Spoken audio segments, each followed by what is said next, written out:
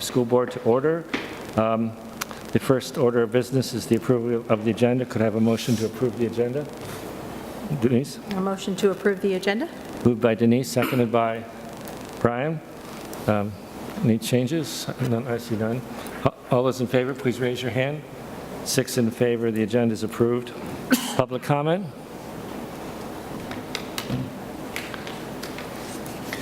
Hi, I'm Dean Rubine from Lee. Good to see everybody. Hope you're having a good summer.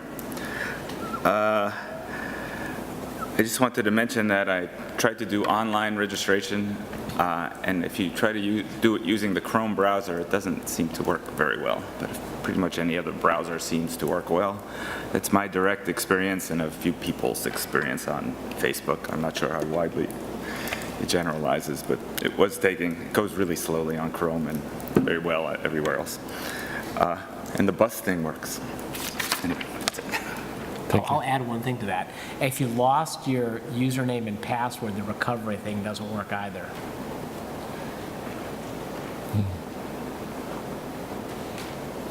If that is the case, feel free to email me and I'll take care of it. Okay. Could I have a motion to approve the minutes from July 9th, 2017?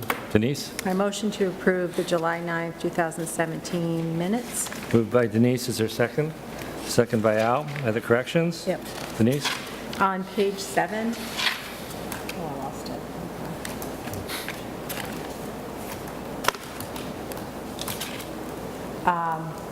When it's talking about the competency schedule, and what I would like to add is at the end of that list of the dates, where it says they will continue to keep the board updated during the year. I made a suggestion that we change May, June to say recommended implementation plan for 18-19 will be made and shared with the school board for approval, period. Final plan will be shared with parent community. So I'd like to add that in there. Okay. Do you have that, Laurie? I got it. She gave it to me over. Okay.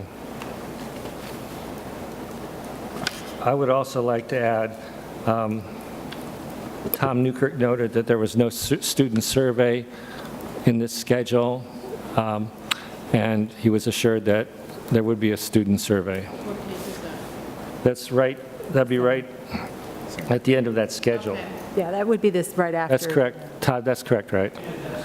Okay. Thank you. Okay. That there would be a survey? Yeah, Student survey. a student survey, yeah. Are there other changes? Hearing none, with those changes, all in favor, please raise your hands. 6 in favor, the minutes are approved. Announcements, commendations, comments from the district?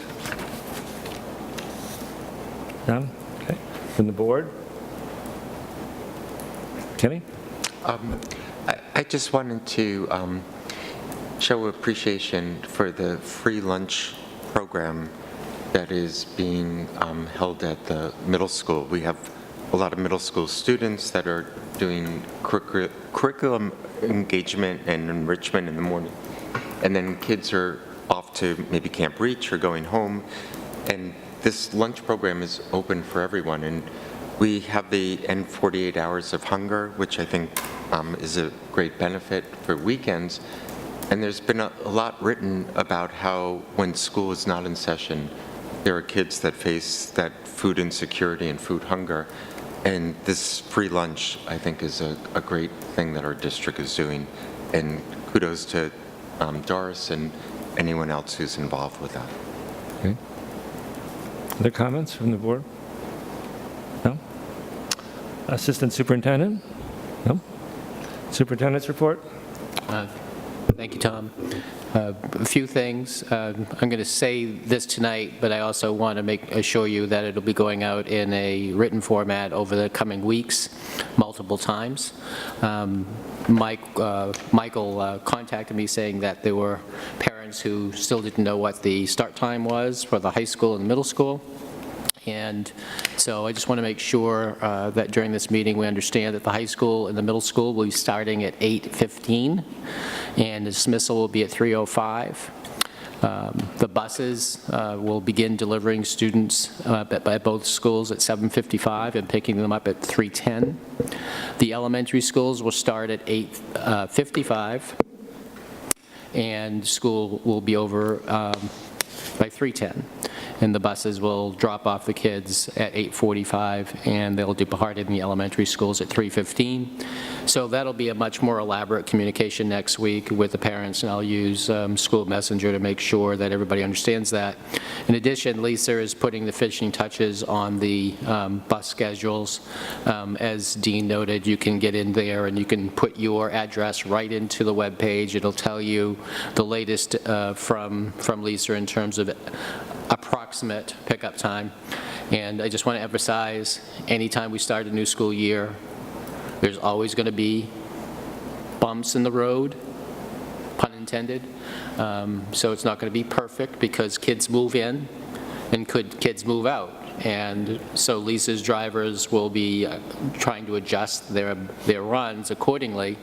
And also in the first couple of days, they go much slower than they normally do. And the reason they're going slower is they're looking for kids who haven't registered, who are standing waiting to be picked up. And so it's a little funky in the first week or two, and I hope parents will be patient.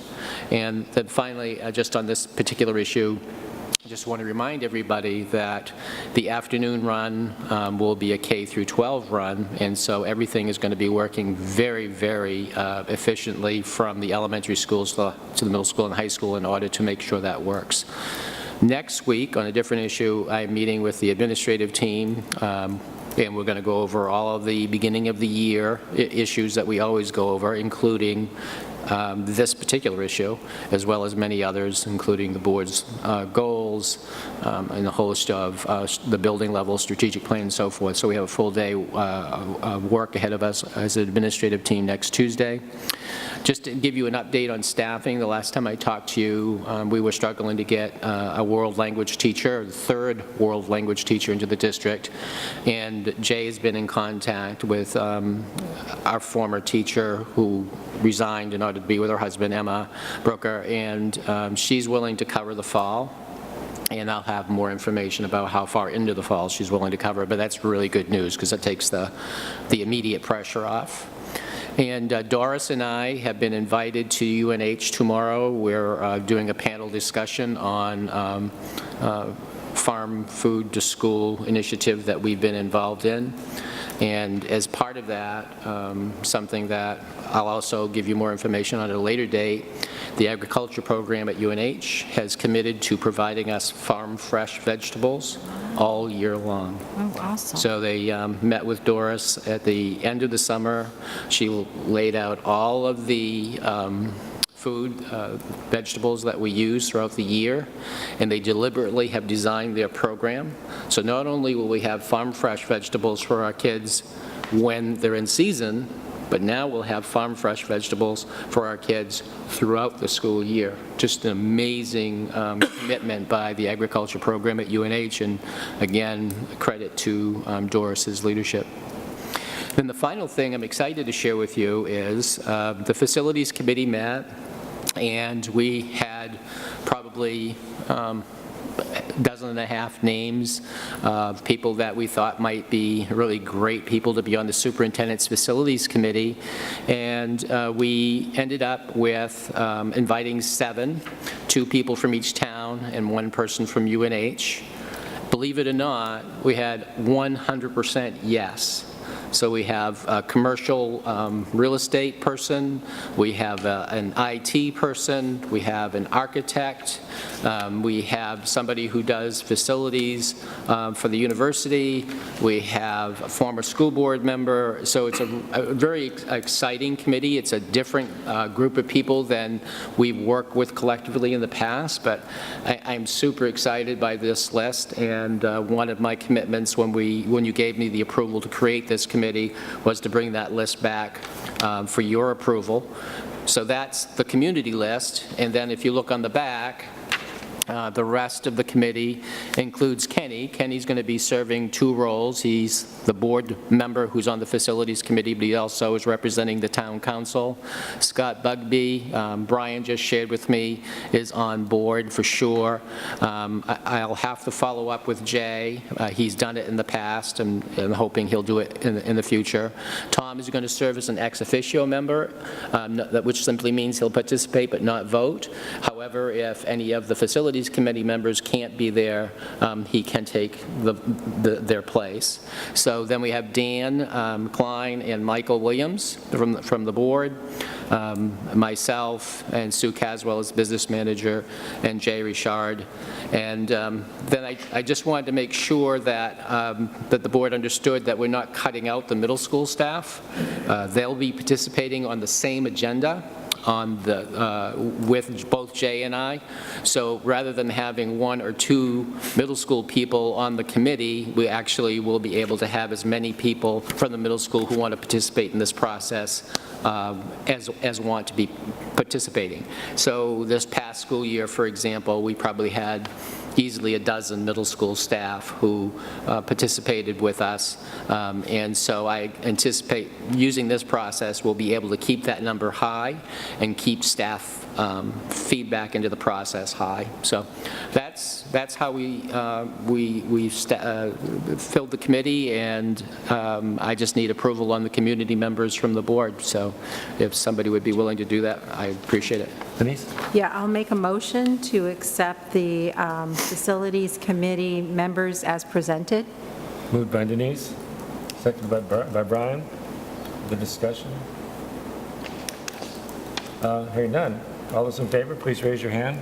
6 in favor. It's a fantastic committee. Was Brian the second? Who was the second? Brian? I was, yeah, and then Yeah, Brian. thank you. Second, Yeah, I'm very excited by this I group. think, you're going to have expertise in that. You're going to have representation from towns, schools. I think it's a powerful committee. I do too. Thank you, Tom. Thanks for all of your support in creating it. Are there other? What's your report? Done. I am done. Business administrator? No? Okay. Student Senate, obviously not.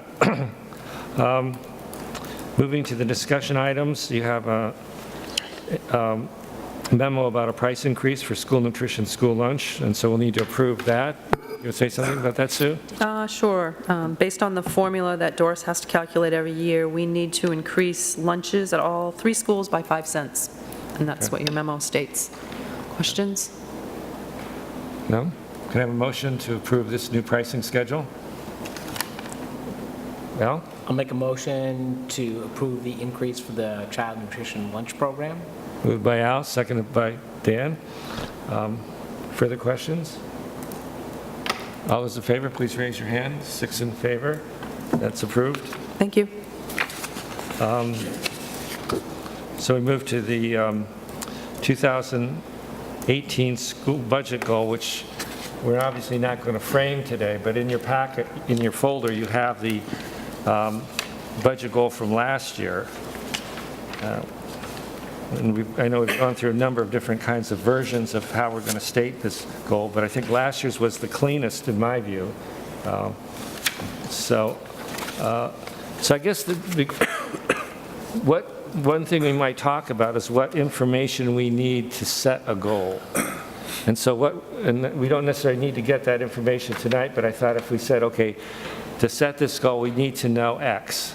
For example, I think we need to know what the impact of the various contracts are for next year. So, and I don't know, Sue, whether we could maybe make a list and then, either in a future meeting, in the next meeting, or the meeting after, you could bring that information. Does that sound like a plan? So it seemed to me that that's a big driver, right?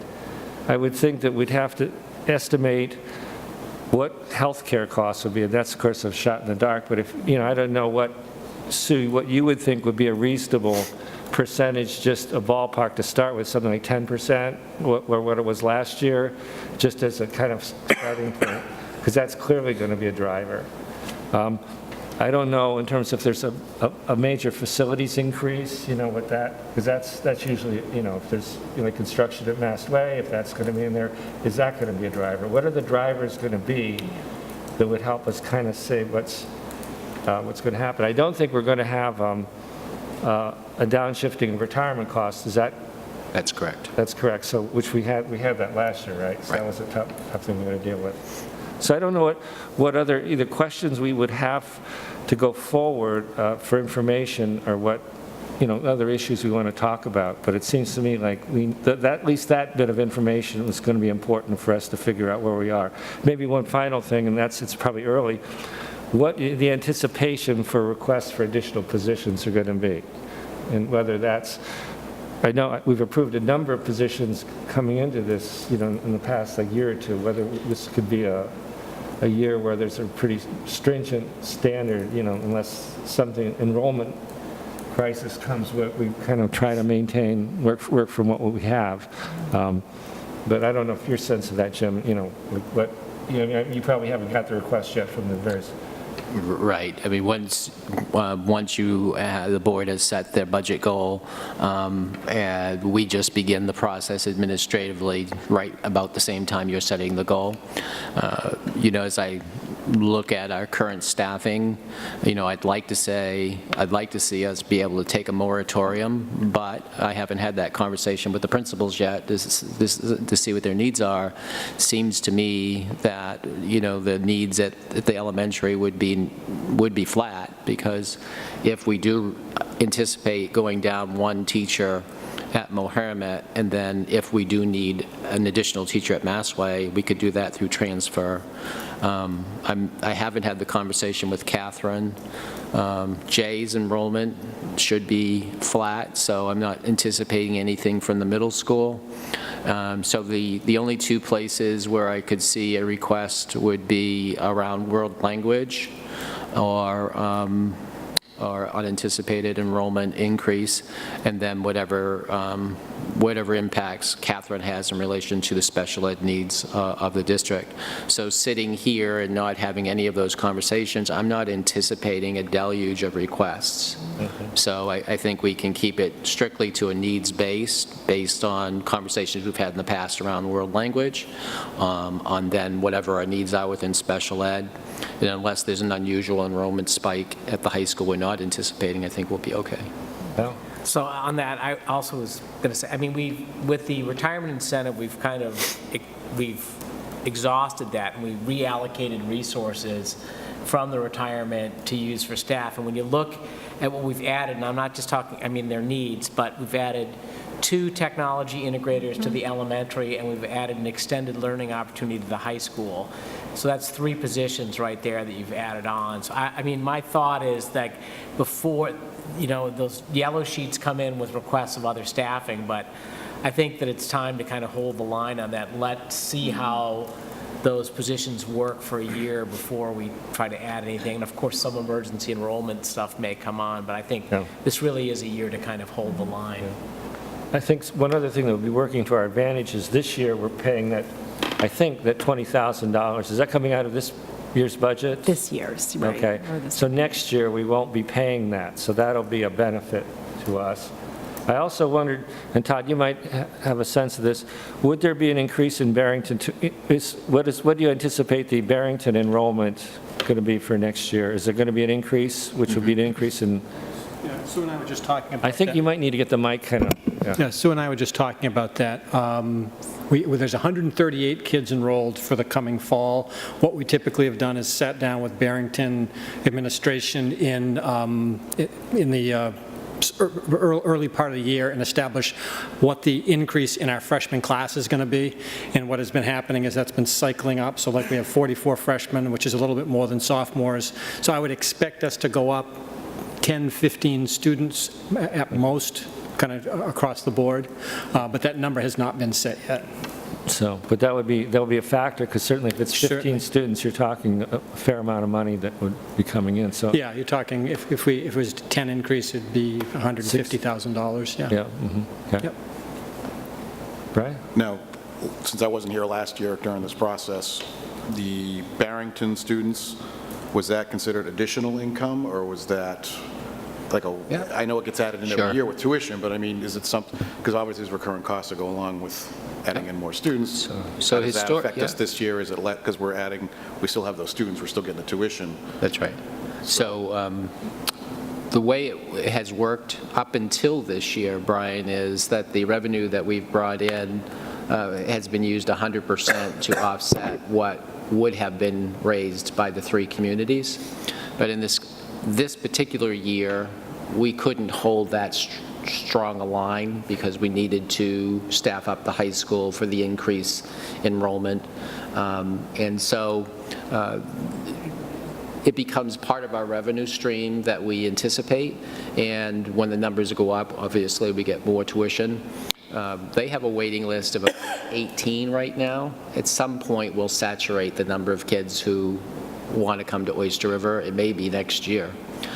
Or the year after for sure, because they have 3 choices. They can go to Co-Brown, they can go to Dover, or they can come here. So we're about a year ahead of the contract we have. The Barrington school system can move their enrollment up 20% a year until it reaches 200. I don't anticipate it'll ever reach 200, quite frankly. So am I addressing your question, Brian? Yeah, I mean, I just didn't know if adding those students added more costs. Not necessarily, because that's exactly how we've been, when it's a marginal increase, all of that revenue becomes a revenue stream to offset what the local communities would have put in. But when we So it's have kind to of a increase one-for-one staff. cost, or almost a one-for-one cost as far as, even though we're adding people, we're not adding more cost because the additional revenue is offsetting the additional Yeah. expense, correct? Yeah, so it's financially, it's incredibly beneficial to the district because we haven't used anywhere near all of that revenue to shift into our operating costs. We've used almost all of it up until this point, and still the vast majority of it is being used to offset the local community effort. Okay. And when we start the process, and again, I'm sorry, because I'm new. Go ahead. but, No, it's Go ahead. fine. Do we kind of, you said basically look at the sunk costs for this year? Sorry, The sunk costs, the ones that are already committed? Yeah. And we have to spend? Yeah. And then kind of work our way up from there? Is that Right. kind of how Yeah. the process Yeah. generally works? Yeah. Because there's certain things you just can't, I know there's certain things you can't change. Exactly. Contracts, Yeah. there's things. Utility costs going up, that kind of stuff. Healthcare is, because if we say 10% and it comes in 16%, then you have to budget for that. And so Right. that's the big wild card. Right. And generally, we don't have a hard number on health insurance until you guys are well into the process, and then we have to readjust the process to accommodate whatever we finally get. What we do is we get a maximum possible number. So they say it's going to be 15%, and so they say it won't go over 15%. And often it's less than 15%, but then you got to budget for that maximum number. Yeah. I'm just trying to get familiar with the process. Sure, Yeah. sure. It might be good if we send you, Brian, kind of that negotiation we had with Barrington and the contract we had, Yeah, which that'd be spells great. out all those terms. I think it'd be good for you. I appreciate that. Yeah. Denise? And, yeah. I think the other thing that we probably will want to look at is the whole expendable trust fund, because we did use, right, yeah, I mean, yeah, we're going to use, I know I'm talking as if it's in the past and it's still in the future, but yeah. So, but I mean, in terms of setting the goal for the following year, that we kind of need to, because we use some of that, but for this budget, but I'm not so sure that, We need to. that's going to be, I honestly don't remember how much is still available, or if that would be desirable anyway to spend. We can give you that update. Yeah, that would be good to know, like, where we're at with that. Kenny? I think what you raised, Tom, you raised a lot of costs that was important. Revenue from Barrington, maybe a little potential costs. Just other things, are there any other revenue sources that we could identify, and other possible costs that might be insignificant, but as we move through with the middle school project, will there be costs associated with that? As well as we're talking about doing strategic plan and costs associated, costs that we might have at bringing people together. Will there be a facilitator and all this? So those may be additional costs to look at. Yep. So resources, actually, I'm glad you raised that, Ken, because our federal dollars are actually going down. We've been seeing that pattern now for several years, and Title I is down to, what, 60,000, Todd, from someplace in the mid-70s, and 3 years ago, that was over 120,000. So it continues to dribble downward. So when that's happened, we have staff who are assisting our struggling students. We have two left, right, in Massway that are paid, yeah. And so what we've done is had to move part of those salaries into the regular budget in order to, because the kids don't just disappear just because the federal money disappears. And you did that at Moheramet just as I was arriving, and we're in the process of doing that same thing at Massway. So shifting federal costs. Fortunately, we're not a district that relies heavily on federal money, but it is a downward spiral. Which becomes a cost. It becomes a cost to the local maintain community. the services. Maybe on the brighter side, the state will be giving $1,100 more per kindergarten student than previously. But my understanding, Sue, is that that goes directly to the towns. That won't come to us, so that won't affect the budget. But it'll affect kind of the impact of the budget because that will be offset in the towns. Do I have that right? Okay. So, Janice, does that make sense? yeah. Yeah, but Top, do we have to go and play Keno frequently in order to fund that? It's not connected. We could, at other places like Keno, we can still take the dough. So, So, Denise? well, that's interesting, though, but I mean, I wonder if we, even though we're not seeing the money, it's still offsetting taxes that, Yeah. so it might be something that we want to kind of at least look at or keep off to the side or something, how much total that money is. Yeah. I'm not sure if that, or when we break it down by town. Yeah, when you figure out the impact. Because we break it down by the impact and we have like the tax rate and all of that, that's where that would get plugged in probably, right? Would be when we look at, Well, I was because we usually break it down in terms of the towns and what each town, the tax increase or decrease will be for each town, so that money is going to get plugged in there to, Well, I mean, it may be better, because you remember last year, at the end, we were taking money to reduce the tax impact, even though we had met our goal. Remember that? Well, I think I vaguely remember that. So in this sense, the town's getting the $1,100 kind of makes our impact less, so it's less likely we'll have to dip So in. what's your understanding in terms of how it goes to the town? Is it going to the town as a revenue, or is it going Yeah, into their it's- state It's part of the education? formula. It's going into Right. their state education formula. Right, and that does go individually to each town based on the enrollment. So, Right. yeah, it'll be part of that Yeah. breakdown. It's not on the revenue list of total revenues, it's on this side of the towns when you figure the tax rate. So, yeah, and I don't know that I'm going to count on that yet until I get better guidance from the DOE, because there's, it's, and it won't be huge, and again, adequacy always gets refigured, so it might offset a loss in adequacy too, so, Oh. and those numbers don't come out until October, so, Yeah. wild cards, yeah. And the other danger in that is if towns are looking at that as a revenue, and they're constructing their own budgets, and they're using the same models of cost revenue, and they're looking at as gift money, and therefore their budget might be that much higher. I don't know how we can look at that as Right. a saving too. It is Yeah. complicated. Just one thing, then, okay. I think, with the, one thing we might think about is the funds that we drew on pretty heavily last year, whether we want to find a way to replenish those funds. Because, I don't think we want to keep going at those, or there'll be nothing left, and we did rely on those pretty heavily. So that's just, I think, another thing to throw in the mix. I'm sorry, Brian, go ahead. That 1,100 per student, is that per kindergarten student, or is that Yeah. per student? Per kindergarten student. Kindergarten. Yeah. For every kindergarten student? Yeah, That what they did was that the state was compensating us $1,750, like for the adequacy aids, about $3,500 for students in grades 1 through 12, but it was only half that for kindergarten.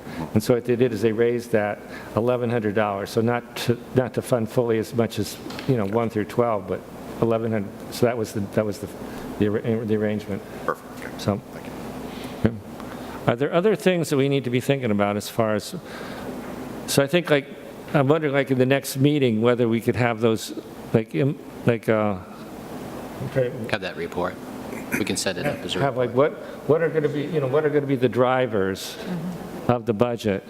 And, how much are we going to, is almost entailed already, in terms of the strategic plan for facilities, how much, because that's usually a driver. What are the things that are going to drive the budget increase, and to kind of know where we stand on that? So can I have that next meeting? You then? can, yeah, absolutely. Okay. Is that, any other questions about that? Okay. I can't imagine it's going to be as hard as the year as last year, but Yeah. knock on wood. Seems like every year it gets a little, Every year, yeah, Brian, every year, there's a surprise. There is.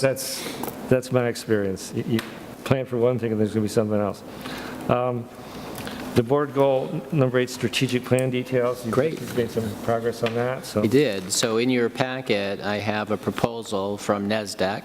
NESDEC is New England School Development Council. I'm going to ask John Kennedy to come to the podium, and he can talk to you about NESDEC and its background in doing strategic plans. And we would be glad to answer any board questions regarding the proposal. It is a 2-year proposal, as we discussed in previous meetings. The first year is prepping for the second year. And so, John, would you like to talk about the proposal, about NESDEC? Sure. Well, first of all, thank you very much. I appreciate the opportunity to be with you this evening and review some of the information with regard to our organization and also, our experience with various forms of planning for districts and assisting. Just a little bit of information. First of all, with regard to NESDEC, we are as the superintendent mentioned, the New England School Development Council, and we have been in operation for over 70 years. The organization emanated out of the Harvard School of Education. We are a nonprofit, and we currently have our central office in Marlborough, Massachusetts, and our primary function over the years and continues to be to try to help districts solve problems. And so we are involved in a number of different types of activities for districts. This year, we have in excess of 250 member districts throughout New England who are involved with our organization. And we're very pleased with that because of the 250 plus, approximately 214 have been members of the organization for over 10 years. And so we believe that that's an indicator that we are succeeding in our goal to try to help districts. In terms of the types of work that we do, we are involved in executive searches, we are involved with enrollment projections. This past year, we did in excess of 280 sets of enrollment projections for school districts and communities throughout New England.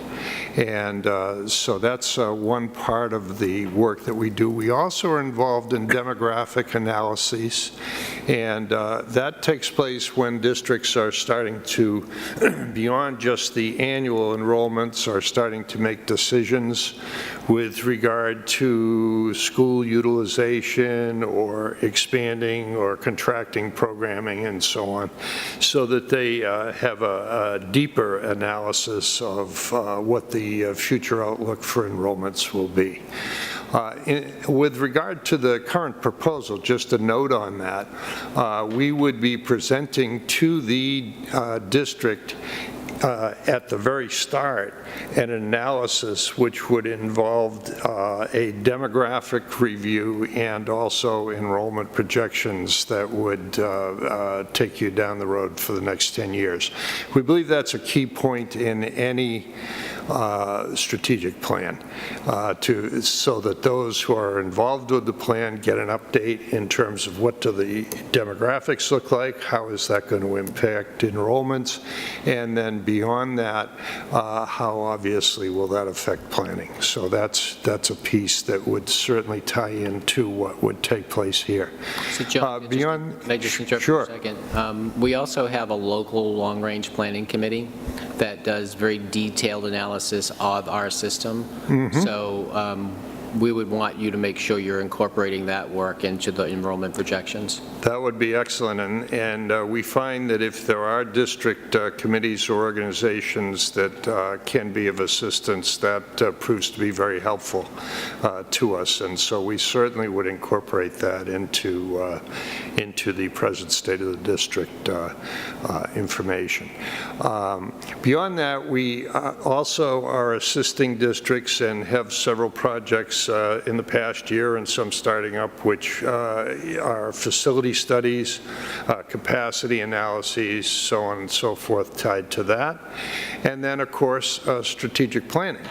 And that's a major part of the work that we do, trying to assist districts in terms of moving forward with plans that are going to lead to success. And we feel that the strategic planning process is a very, very important one, because what it does is it involves the community, it involves the staff and students, and it gives the district and the people within the district a sense of having an opportunity to participate. It also then, once it is moving along, and this is a key point, it provides a focus. And that focus, as was the case with your existing strategic plan, is something that is very, very important for school districts, because that is required in order to be able to take the action steps that are necessary in order to continue to improve education. And so we believe that all of those pieces together are very important, and we're very excited about the possibility of working with you on a strategic plan update. I'd be happy to answer any questions that you may have and help out in any way I can. I had a question. Like we just approved this major facilities committee that's going to look at the middle school. How would you see your work intersecting with the work of that committee? Well, I think that those two go hand in hand. And obviously, a major piece of any strategic plan would be to incorporate changes that are needed or changes that are planned already in the planning process with regard to facilities. And we find from district to district, and we have, by the way, I should have mentioned that, we have done work with several districts throughout New England over the course of the past few years. We just have completed a project with Sunapee in New Hampshire, and we are completing one in Dover. We also have done work with Sudbury, Massachusetts, Medfield, Massachusetts, North Branford, Connecticut. And so with all of those, the facility component has emerged as a major factor that needs to be considered. So the fact that there is a coinciding plan that will be working toward that will be very essential to improving the overall, outlook in terms of where the priorities are. Okay. Okay. With your involvement with different school districts throughout New England, do you usually assign a team to a particular school district, or is there a particular individual who works one-on-one with that school district? What is the approach that your organization usually takes? In terms of the strategic planning? All that, what you were, talking, that you do, both the planning as well as the long range. Well, we have a consultant that is the contact person and the, I suppose they use the term lead consultant from our end, and we also have a team that is involved in various parts of the process. With the district itself, oftentimes we deal very closely with the superintendent and are in communication frequently with the superintendent. Oftentimes we also work with the leadership team, and then in terms of other groups that are involved or other stakeholders, we leave that up to the district leadership to determine, along with the board, what the participation level will be and who gets involved in the process. But our experience is that it is something that typically involves stakeholder groups in terms of input, and then we have typically direct contact with the superintendent and some of the members of the leadership. And you mentioned your organization is a nonprofit.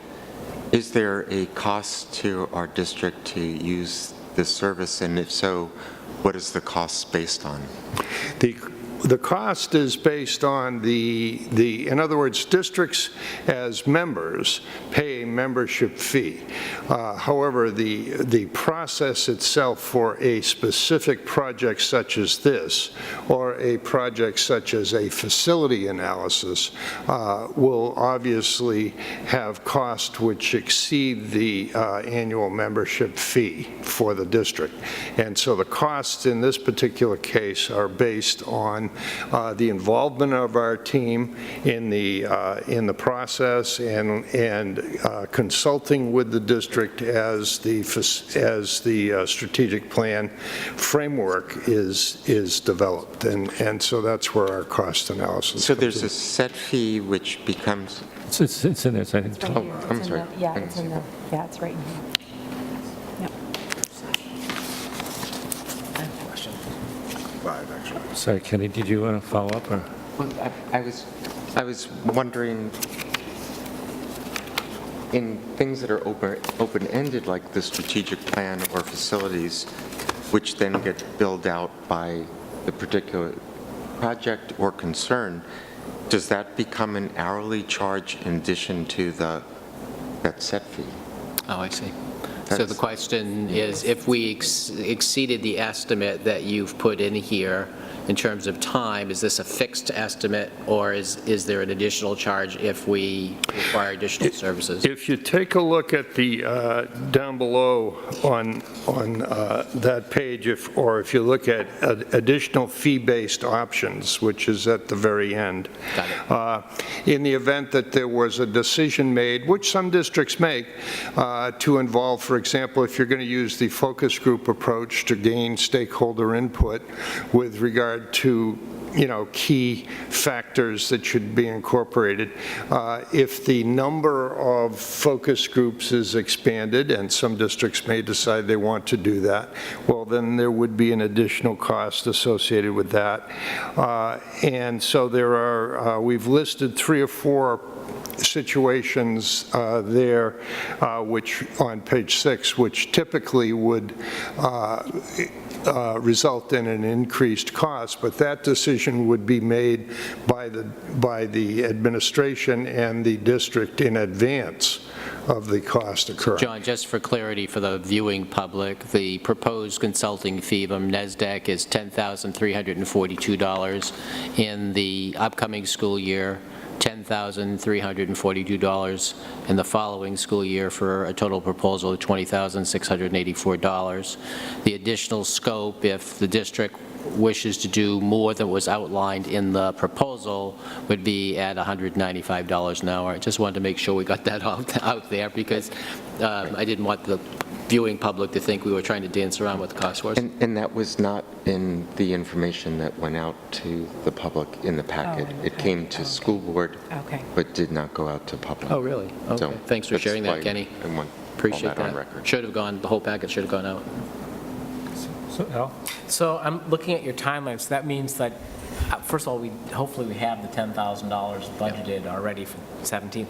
But you would start, I assume you're starting this fall with the, if we approve it, and then the focus group area I see is in the first year, that would be before June of next year? we have Correct. Focus? Yeah. Correct. So that's broken, the proposal is broken out into 2 years, and the first year is doing all the groundwork, and then when we hit next summer, then we're going to take all of that data and start crafting it into goals for your consideration, and hopefully by the time we hit Christmas of 2018, we'll have a refined enough proposal that you guys will be in the position to adopt it, and we'll put it in place for 2020. Will that have all those action things that you had underneath it? That's the hope. Yep. That's the way it typically works.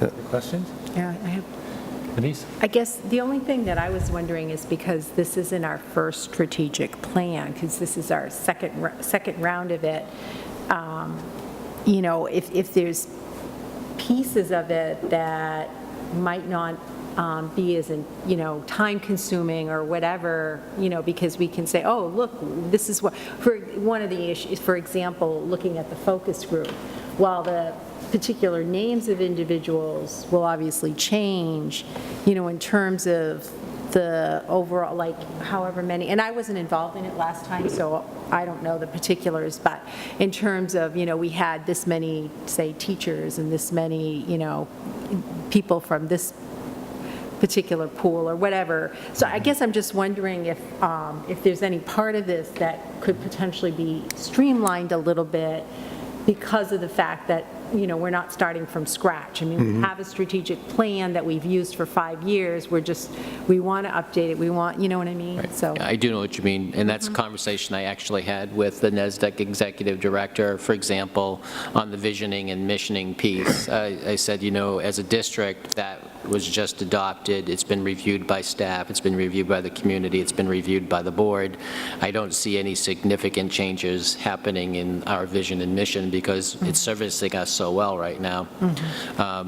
The focus group component we didn't do in the first 5-year cycle. We did the future search piece where we brought 100-plus people into the same room, okay, and we yeah. built it from that perspective. Okay. So I think using the focus group approach here gives us a fresh look at different constituencies, and I could see us doing them, for the teachers. I can see us doing them in each of the communities. I can envision that process being comprehensive and different enough from the last process that people will want to participate.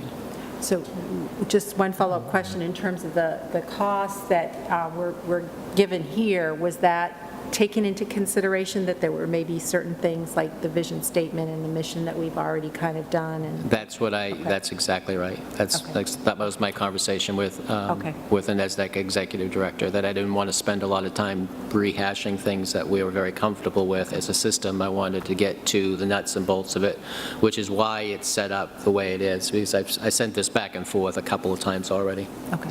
Dan? So just sort of frame the conversation. Dr. Morse, could you talk a little, and I think you just sort of described some of the differences between the development of the previous strategic plan and what we're looking at doing potentially with this next one. Could you just speak maybe a little more globally about what that process was like and what you're envisioning for this Yeah, absolutely. process? Thanks, Dan. What considerations did you?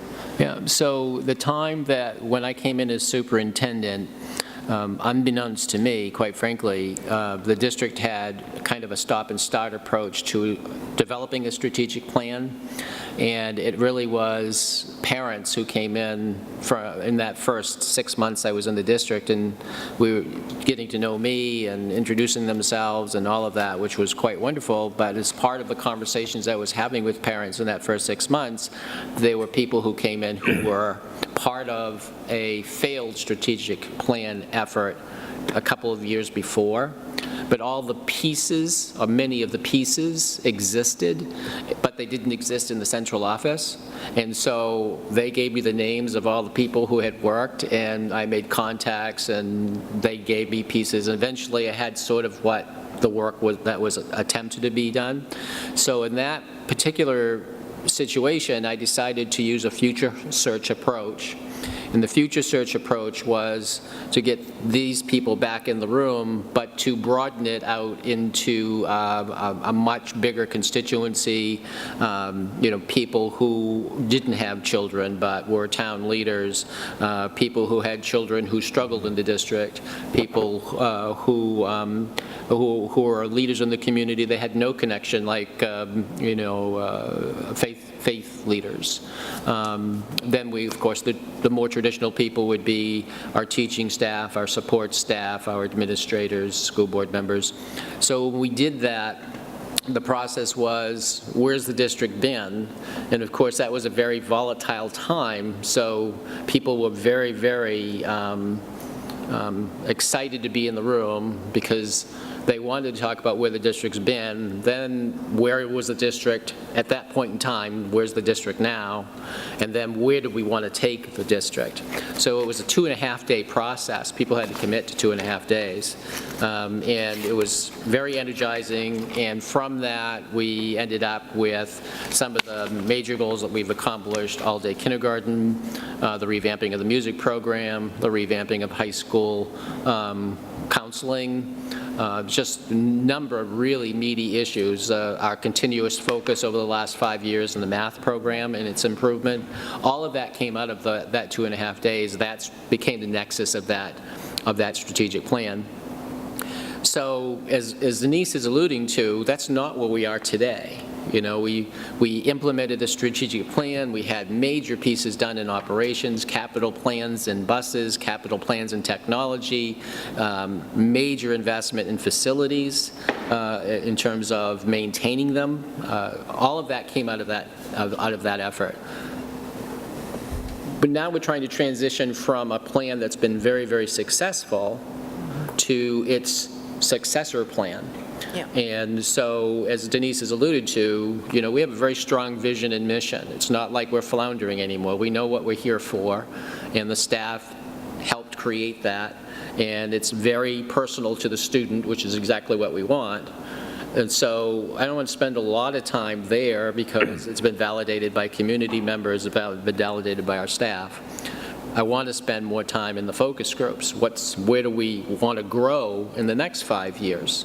And that's really the structure of this proposal. It's based on smaller groups of people coming together that have an interest and a stakeholder group that will help us inform the next iteration of our 5-year plan. So lots of districts, lots of companies do 10-year plans. And what I've learned with a 10-year plan, Dan, is the further you go out in time, the less meaning the plan has. Mm-hmm. So a 5-year plan is very immediate, and you can see the end of the tunnel. And as a result, the plan that we had in place has been an amazing tool for the board in developing the budget. It's been an amazing tool to communicate with our 3 towns. What is it we're going to do next? Why are we going to do it? It's been an amazing tool to communicate with our parents. And so what we want to do is continue that strong framework, and that's why we're going to take this year and the next year to build it. So we're not going to be spinning our wheels. We're going to be building something substantive that'll take us the next 5 years. So it's a different process than we used the first time, but it's deliberate. The first time we did it, we were trying to find our way collectively, and we know what we're trying to do now. And so we're trying to build off that success. Thank you. Other questions about the strategic plan? No? Thank you. Look forward to working with you. Okay, Thank you, John. thank you. Thank you. Thank you Much for coming. appreciate it, and we'll hope to be in touch soon. Great, great. Thank you. Take care. Take care. Thank you. Okay, so we need a motion to affirm the hiring of the Maharmet teacher, is that correct? Yep. Okay, Yeah. can I have a motion for that? I don't have. So the is Catherine Ray?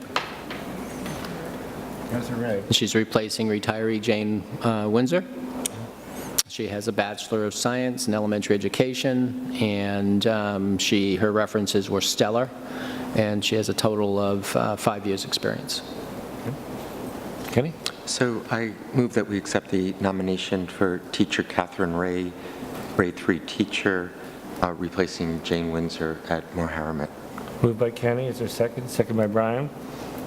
Discussion? All those in favor, raise your hand. 6 in favor. Hiring is affirmed. I think that covers all the actions. That's Unless I'm it. missing something. Thank you, John. Could I just to go back to the prior conversation, I think how you defined strategic plan at that point and where we were, and I think there was also a broader context where we had a community that was very divided at that point. And the strategic plan was really a mechanism, a tool to reunite the community Definitely. with a purpose. So not only did we not have a strategic plan and had to craft one, but we were also starting in a very difficult turmoil in the community, which at this point does not exist, thankfully. Well, the other thing that's different is there's been a tremendous influx of new people into the communities. I mean, you can see it by the way the houses are selling. And I think that what's interesting to me 5 years down the line is grasping some of the ideas and things that these new people really want to see out of the district, because it gives us a different vision. I mean, sometimes when you've been involved with this for a while, you kind of are tunnel vision, and I think it's exciting to have some new ideas come in. A lot of new staff, too. A lot of new staff. Yep. So, yeah. Committee updates? I don't know. I have one. Denise? Just Long-Range Planning Committee has a tentative meeting set out. I think we finally nailed a date. We're having trouble getting everybody together, but it's Wednesday, August, is it 30th? Is that the Wednesday, whatever that, 31st, or, no, 30th. Yeah, Wednesday, August 30th. So we'll be meeting and kind of taking a look at planning for the fall. So, will that be the same, will that conflict with the manifest then? No, because manifest is at 5:30 and long-range planning is at 7 o'clock. Okay, okay. So that'll work out. Other committee updates? No? Public comment? I'm Dean Rubine from the public. I'd love to hear a report about how the tuition is going, both on the business end and on the staffing, and whether it's achieved its goals of letting the students have their electives and all that stuff. And I guess it's been running for a few years now, and we probably have enough information. And I'd also, I figured it out once or twice how the apportionment formula works and how the adequacy line on your taxes goes and how the money comes back from the state. But it's a pretty confusing thing, and it sounds like we'd all benefit if we could hear a bit more about that too. Anyway, thanks everybody. Okay, closing actions. We have a regular meeting on the 16th, and on the 30th, there's a manifest review. Beginning the first meeting in September, and I don't have that date, we're going to shift to manifest, because we're going to do it every 6 months, so that's kind of the 6-month mark. So I don't know if anybody, I'd be willing to serve for a 6-month term. I don't know, what other person here would be willing just to serve? Like, you're off, and Denise is off. Okay, Dan and I? Okay, so we'll be the next 6 months. Okay, starting the first meeting in September. With it only being 2 members, Yeah. do you want to shorten the term so we more fairly rotate that? Would you want to do that and make it perhaps a 3-month or a 4-month session instead? I'm just thinking of equity. I'm just trying to think. I think if you do it more frequent, it gets a little confusing. I think I'd rather go up 6 months if that's, Denise? That's fine. The only thing I wanted to say is that because September, we decided to have, isn't that we have a, I don't have my The one calendar in meeting. front of, we only have the one meeting, so I think it's just going to be, there's going to be a night that's going to be just Just the manifest, manifest. yeah, I'm sure. I'm sure that'll be the case. Now, one other thing too, since you're going to be one of the regular people, you should make an alternate Okay, to you, just in case you're not here. yeah. Who would like to serve as an alternate then? Brian? Okay, Brian, you're the alternate. Okay. Okay. Okay, so if the minutes can indicate that Dan and I will take over on the manifest committee and Brian will be the alternate. Okay. Fantastic. We have no non-public session, no non-meeting, so I think we're ready to adjourn. Can I have a motion to adjourn? Motion to adjourn? Moved by Al, seconded by Brian. All those in favor? We're adjourned. Another record. Kenny and Dan and Tom, can we choose a date in September for the superintendent's facilities group to meet? Because it'll just be an arbitrary choice right now.